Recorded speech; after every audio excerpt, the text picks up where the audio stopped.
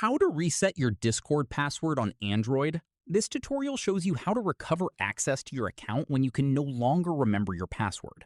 First, open the Discord app on your Android device and tap on the U tab at the bottom right corner. After that, tap the settings icon at the top right corner to open the settings page. From there, tap on Account and then tap on Password. You'll notice straight away that it requires your current password to make any changes, so if you've forgotten it, this won't be of any help. At this point, scroll all the way down to the bottom of the settings page and tap Log Out to sign out of your account. In the next step, on the login screen, type in the email address tied to your Discord account.